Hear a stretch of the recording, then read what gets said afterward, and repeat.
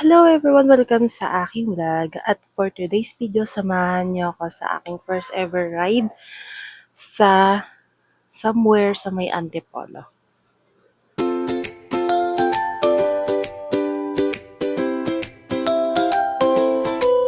So yun guys, pababa na kami ngayon and time check, it's 3:54 a.m. in the morning. And samahan niyo kami sa aming journey. Angkas lang naman ako today. See you!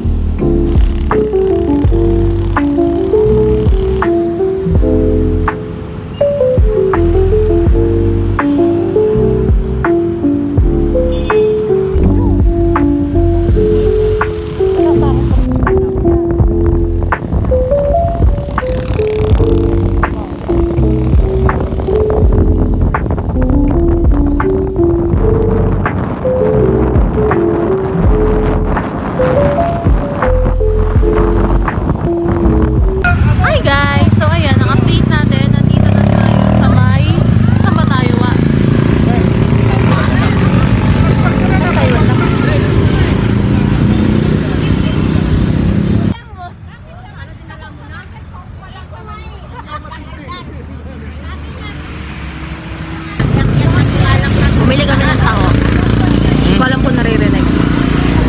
Ayan guys, so nandito tayo sa may, ang alam ko lagpas to ng Angono.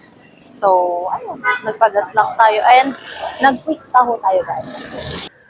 Hello guys, so ayan, nandito tayo. Nag-stop over muna kami sa may palengke. Hindi ko alam kung naririnig ako, pero sana naririnig ako dyan. So, ayan, nag-stop over kami sa may palengke, dito sa may Tanay daw. And, bili na siguro ng mga kakainin. See you!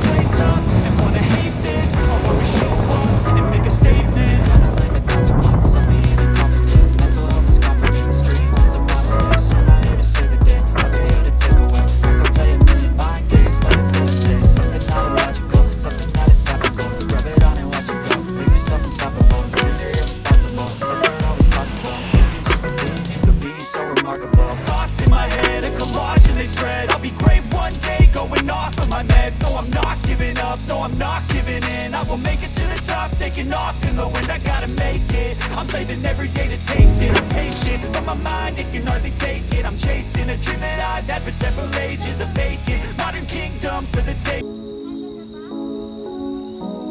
Wala naman siyang dalang damit eh. So guys, so ayan, nandito tayo sa may pool. May pool area doon. And meron ditong falls sa baba. So, tatry muna namin itong pool area. So, ilalagay ko yung cellphone ko dyan para magkuha ng video.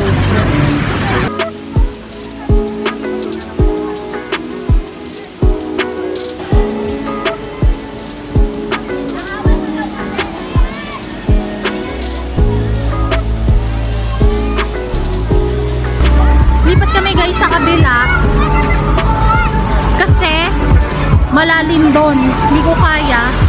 So dito kami, tatayin namin dyan. And parang mas malulunod ako dyan.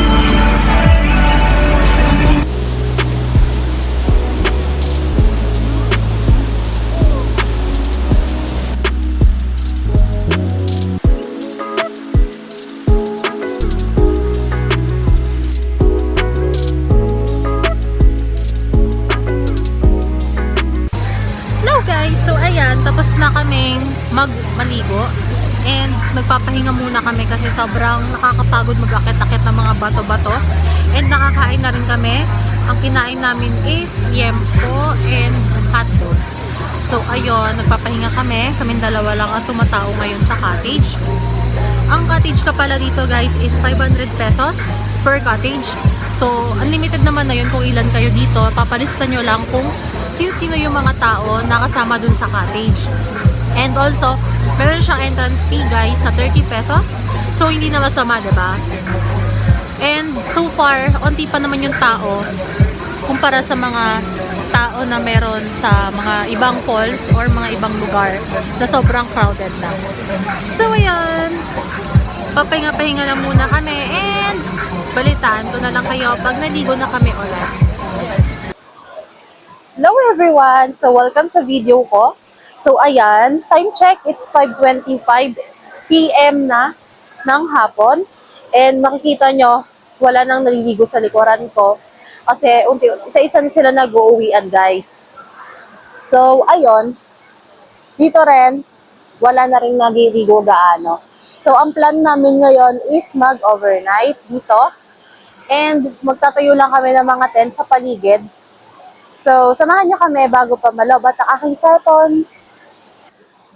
Hello everyone, good morning. So ayan, kakagising ko lang and time check, magsi 6 o'clock pa lang.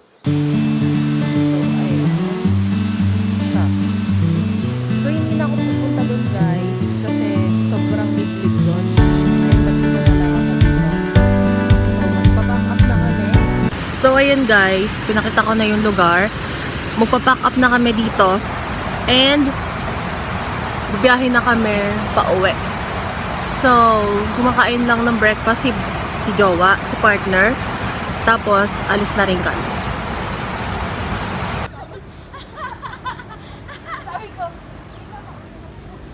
Guys, ito na siya. Pag ang after ng sobrang tarik.